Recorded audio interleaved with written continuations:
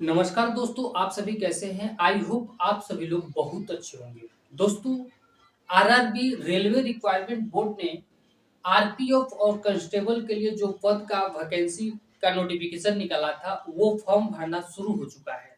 दोस्तों, अभी तक आप फॉर्म को अप्लाई नहीं किए हैं, तो प्लीज़ आप फॉर्म को अप्लाई कर दीजिए क्योंकि इसका जो डेट है 15 अप्रैल से लेकर और 14 मई तक इसका लास्ट डेट है, ठीक है?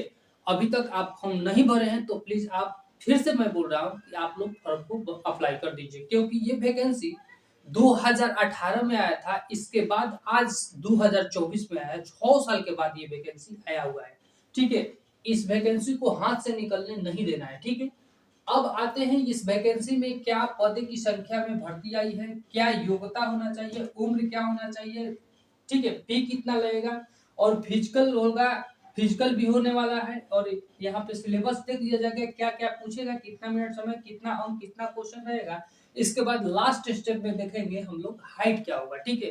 तो आइए मैं वीडियो को स्टार्ट करता हूँ। यहाँ से देख लीजिएगा हेडिंग क्या दिए हैं कि रेलवे आरआरबी टॉप वैकेंसी 2024, ठीक है? ये वैकेंसी पिछला 2018 में आया था, अब आपको आने वाला है, आया हुआ है कितना में 2024 में, ठीक है? अब यहाँ से देखा जाए विभाग कौन सा है, railway RRB railway requirement board, इसमें आया है आरपीएफ एसआई, आरपीएफ में एसआई और कौन सा आया है, कांस्टेबल का आया है। दोस्तों, इस वैकेंसी में कुल पदों की संख्या जो है 4660 है, जिसमें एसआई का पद 452 है और एस कांस्टेबल का पद 4208 है, ठीक है? अब आते हैं आगे। योग्यता देखा जाए तो कांस्टेबल के लिए योग्यता आपको 10th पास होना अनिवार्य है, ठीक है? और आप एसआई के फॉर्म भरना चाहते हो, आपको स्नातक होना अनिवार्य है। जैसे आप बीए है, ठीक है? या आप बीएससी है, ठीक है? या बीकॉम है, ठीक? बीकॉम है, किसी भी स्ट्रीम से आपको डिग्री होना चाहिए, आप एसआई का फॉर्म भर सकते हैं, ठीक है? उम्र की बात किया जाए तो उम्र यहाँ पे कांस्टेबल के सिपाही का फॉर्म भरना चाहते हैं तो आपको मिनिमम एज 18 होना चाहिए और मैक्सिमम एज कितना होना चाहिए, 28 वर्ष। यदि आप एसआई का फॉर्म भरना चाहिए तो मिनिमम आपको 20 वर्ष होना चाहिए और मैक्सिमम कितना होना चाहिए, 28 वर्ष होना चाहिए, ठीक है?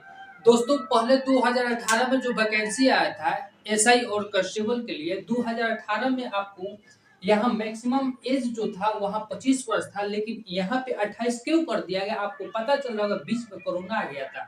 कोरोना की वजह से 3 साल आपको रिलैक्सेशन दिया जा रहा है रेलवे विभाग द्वारा। और यही देखा जाए कांस्टेबल कांस्टेबल के लिए, पुलिस के लिए देखा जाए तो ओबीसी में 3 साल के लिए रिलैक्सेशन मिल रहा है और एससी एसटी के लिए 5 साल रिलैक्सेशन मिल रहा है, ठीक है? वही एसआई के लिए देखा जाए तो ओबीसी के लिए 3 साल रिलैक्सेशन और एससी एसटी के लिए कितना, 5 साल। कहने का मतलब मिला जुला के दोनों का क्या है, रिलैक्सेशन बराबर है, ठीक है? अब यहाँ से देखा जाए रेलवे रिक्वायरमेंट बोर्ड का आरपीएफ और सीआईएसएफ का यहाँ अप्लाई कितना रुपया लगेगा, तो यहाँ जनरल है, ओबीसी है, ईडब्ल्यूएस है, आपके इसके लिए कितना रुपया ला 500 रुपया लगेगा। आप जानते हैं दोस्तों रेलवे के बारे में कि 500 रुपया पहले अप्लाई करने के लिए चार्ज लेगा और बाद में क्या होगा कि जिस अकाउंट से आपका खाता से पैसा कटा था उस अकाउंट में आपको जिस जिस व्यक्ति का 500 रुपया लगा उसके खाते में कितना रुपया रिफंड कर देगा, 400 रुपया रिफंड कर देगा। तो देखिएगा साइबर वाला बहुत तेज होता है, अपने खाते से कटवा लेगा और फिर क्या करेगा कि 400 रुपया अपने खाता में डालो। तो आप फॉर्म भरते समय होशियारी रखिएगा। अगर आप एससी एसटी हैं तो आपको कितना रुपया लगने वाला है, 250 रुपया, लेकिन यहाँ पे आपको 200 रुपया क्या होगा, 200 रुपया क्या होगा आपके खाते में आ जाएगा। तो खाता नंबर और आईएफसीआई जो कोड होता है उसको आप ध्यान में रखिएगा, ठीक है? अब आते हैं ये स्टेज 1। अब यहाँ से देखा जाए कि अप्लाई डेट क्या होगा, ठीक है? अप्लाई डेट आपको बता दें दोनों के लिए 15 अप्रैल से स्टार्ट हो रहा है और 14 मई तक इसका लास्ट डेट है। अभी भी मैं बता रहा हूँ कि जो स्टूडेंट्स फॉर्म नहीं भरे प्लीज आप फॉर्म को भर दीजिए क्योंकि 18 के बाद 24 में 6 साल का गैपिंग लिया है, ठीक है? सैलरी की बात किया जाए तो कांस्टेबल, अगर आप पुलिस हैं, पुलिस के लिए फॉर्म भरेंगे, अब पुलिस बन जाएंगे तो आपको सैलरी कहाँ कितना स्टार्ट होगा, 30,000 से, ठीक है? और आप एसआई बन गए तो आपके लिए कितना हो जाएगा सैलरी, 44,000 स्टार्टिंग हो जाएगा, ठीक है?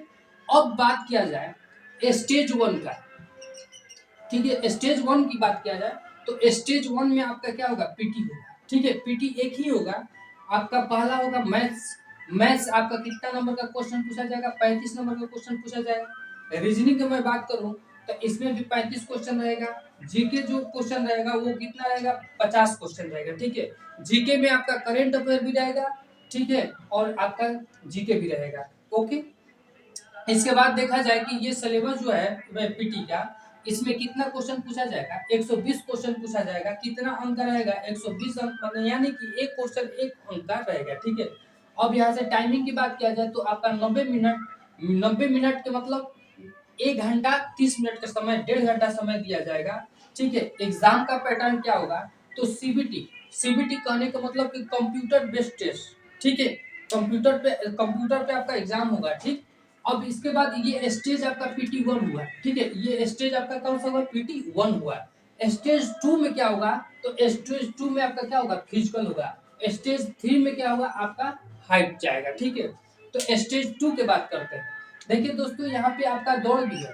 अगर आप पुलिस बनेंगे, दरोगा बनेंगे, तो आपका दौड़ भी होना अनिवार्य है। तो स्टेज 2 में फिजिकल हो जाएगा। स्टेज 2 में फिजिकल, ये 100, अगर आप मेल हैं, ठीक है, अगर आप मेल हैं तो आपको कितना दौड़ना पड़ेगा? दोनों के लिए 100 मीटर का रेस होगा। ठीक है, मेल के लिए कितना समय लगेगा? 5 मिनट 45 सेकेंड आपका समय लगेगा। 16 मीटर का रेस होगा, आपका समय कितना लेना चाहिए? 5:45, मतलब 5 मिनट 45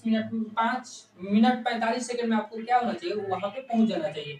अगर आप एक चांस में, अगर आप बाई चांस गड़बड़ा गए तो सिर्फ आपको मेल के लिए कितना चांस मिलेगा? एक चांस। इसके बाद दूसरा चांस वहां मिलने वाला नहीं है, छटा जाएगा। ठीक है, अब आते हैं 800 मीटर का रेस किसका होगा? तो फीमेल का होगा। ठीक है, यहाँ पे फीमेल नहीं है, यहाँ पे मेल नहीं है, और फीमेल का रेस 800 में, सिर्फ 800 मीटर का होगा। उनका समय कितना दिया जाएगा? 4 मिनट 40 सेकंड में उनको दौड़ लेना है। ठीक है, अगर आप दौड़ में किसी बाई चांस इस टाइम को आप ये नहीं कर पाए तो आपको फिर क्या होगा? सिर्फ एक ही चांस मिलेगा। अगर एक चांस में इस टाइम में पूरा नहीं किए तो फिर आपको नौकरी नहीं मिलेगा। ठीक है, आगे चलते हैं दोस्तों। अब बात करते हैं हाई जंप का। ठीक है, हाई जंप में आपको मेल के लिए और फीमेल के लिए, ठीक है, मेल के लिए कितना फीट हाइट हाई जंप करना है? 4 फीट। ठीक है, और यहाँ पे फीमेल के लिए कितना फीट जाना है? हाइट बनाना होगा तो 3 फीट। ठीक है, अब यहाँ से देखा जाए जो हाई जंप में जाएंगे ना, रेस के लिए तो एक ही चांस था, लेकिन हाई जंप के लिए 2 चांस, फीमेल के भी 2 और किसके? फीमेल के लिए भी 2 और मेल के भी लिए 2 चांस। ठीक है, अगर चलते हैं यहाँ पे लॉन्ग जंप। लॉन्ग जंप में क्या होता है? मेल के लिए भी है और फीमेल के लिए भी है। तो मेल के लिए कितना लॉन्ग जंप, मतलब लंबाई वाला जो होता है ना, उसमें कितना 14 फीट आपको फांदना होगा। 14 फीट मेल को फांदना होगा और फीमेल को कितना फाड़ना होगा? 9 फीट। ठीक है, ये सब देखकर आपको एग्जाम का फॉर्म भरना है, ताकि यही सब फिजिकल आपका क्लियर नहीं होगा तो फिर एग्जाम में बैठने से कोई मतलब नहीं है। ठीक है, ये सब दो देखकर आप ध्यान देंगे। ये लॉन्ग जंप में भी कितना चांस मिलेगा आपको? 2 जंप। हाई जंप में कितना चांस मिला था? 1 जंप, एक 2 चांस। ठीक है, और रेस के लिए, दोनों के रेस के लिए कितना चांस मिला था? एक ही। ठीक है, ये सब ध्यान देना है। ये स्टेप की कहानी खत्म हो गया और स्टेप 3 में चलेंगे, और स्टेप 3 में जो होगा वो अब जनरल ओबीसी के लिए यहाँ से चलेगा। ठीक है,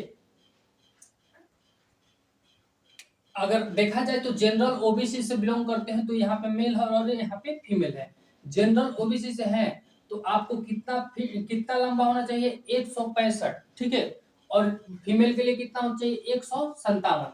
ठीक है, और यहाँ से SC ST के लिए कितना होना चाहिए हाइट जी? 160।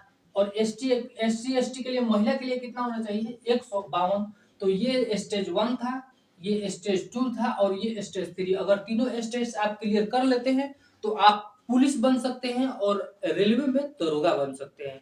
तो इस वीडियो से आप लोगों को यही पता चला कि इसका अप्लाई डेट शुरू हो चुका है और 14 मई तक इसका लास्ट डेट है। आप लोग जरूर से जरूर फॉर्म डालेंगे। ठीक है, कल हम वीडियो बनाएंगे एक मैथ्स का टाइम एंड वर्क का, बहुत सारा ऐसा क्वेश्चन लेकर आएंगे जो हर एग्जाम में पूछा हुआ है। तो आप लोग इस चैनल को सब्सक्राइब कर लीजिए और प्लीज बेल आइकन को दबा दीजिए ताकि इसी तरह से नए नए वीडियो